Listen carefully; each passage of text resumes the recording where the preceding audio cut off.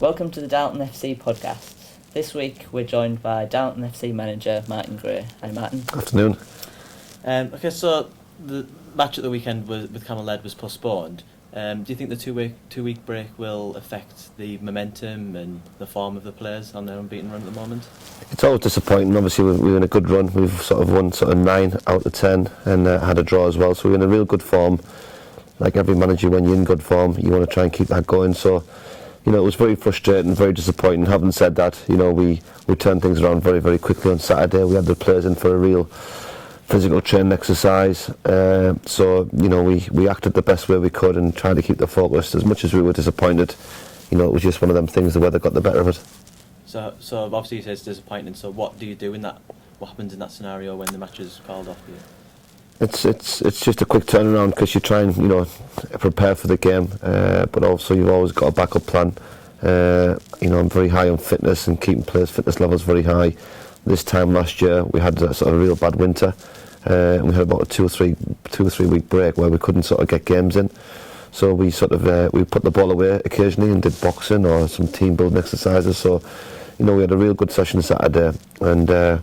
Kept the focus, kept the players' spirits high, kept them laughing and joking, and just spending more time with them. We had sort of a good 2 or 3 hours working on Saturday.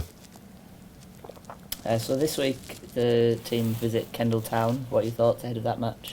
A tough game. The team that's sort of improved as the season's gone along. I know we beat them at home, but it wasn't as easy as sort of the result was as a 3-1 victory. They've improved. They've got a new manager who's very young. Very enthusiastic, got his own ideas.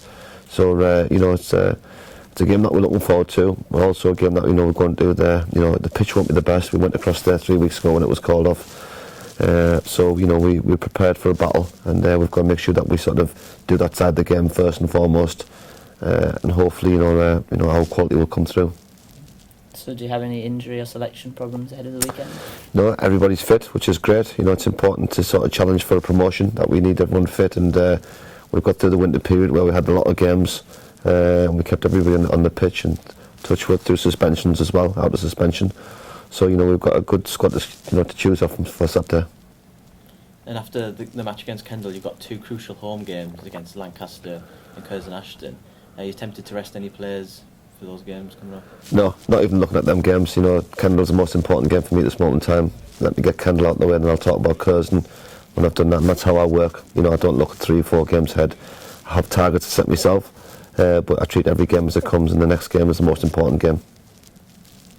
So your last home game was on the 4th of January and you don't have another home game till the 8th of February, so it's having quite a long break with no home game a bit an issue for the team? No, it's not an issue because we've picked up maximum points while we've been on the road, which has been really encouraging. To go away, it doesn't matter what level you play at, to win away games should be always more difficult, but we've been really good. We've played against 2 real tough teams, Harrogate Town and Ossett, on 2 horrendous pitches, and had a real grind the result out, and we did that ever so well. So we're looking forward to a home game, but we've got one more away game to treat first.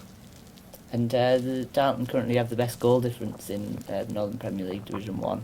So what do you think that says about the team? We do a lot of work on the training ground. We don't just turn up for Saturday and hope it happens. We in tonight, we'll train till 9:15 tonight with the team, prepare, we'll go through all sorts of what we expect from our team, from scoring goals, closing down from the front, to defending as a team from the front. And we had real success last year in our last league that we're in, and we've continued that this year. We know we've got goals, but also we've got to be as good defensively as you are, putting the ball in the back of the net. And as a team, we've done that very, very well. And what do you think the chances are of catching the leaders and getting promotion this season?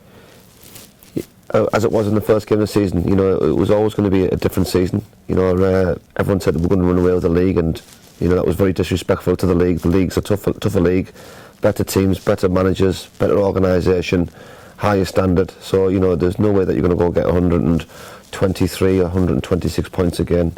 Having said that, we've put ourselves in a real good position to challenge for the league and also challenge for the playoffs. So it's important that we stay in around where we are now.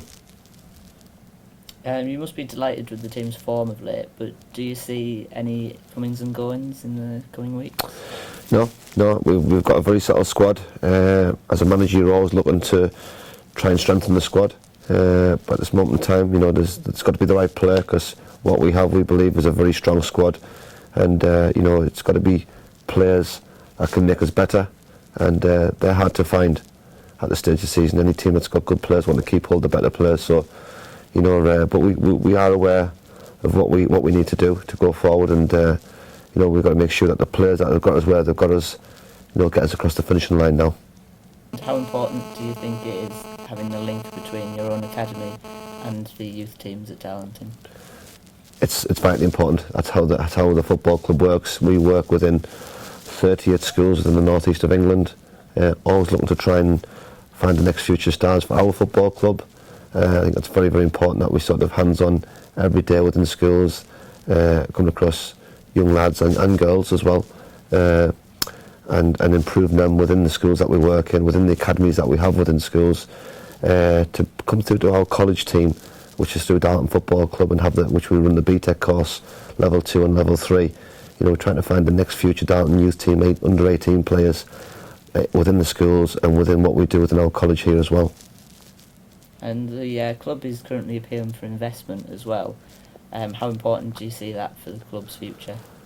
That's the only way the club can survive. Without investors, the club can only go so far. There's going to be something comes out, which I hope is quite exciting this weekend in the press, and I think that will hopefully reassure people where to invest the money, why to invest the money in our football club, and the right way to invest the money.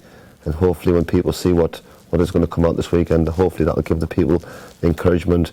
Because without that financial support from everybody that is a Darlington fan, the club can only go so far.